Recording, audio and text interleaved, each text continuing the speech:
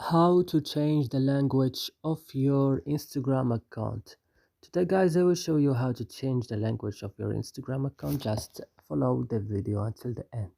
You go first and you open your Instagram account. Then when your Instagram is opening, as you see, you go here and open your profile and go to this three line at the top of the screen and click. Then you go to settings and then you go to account. After account, you go to language. You will find language option. You click, and here you will change your language. For example, I have English. I use English.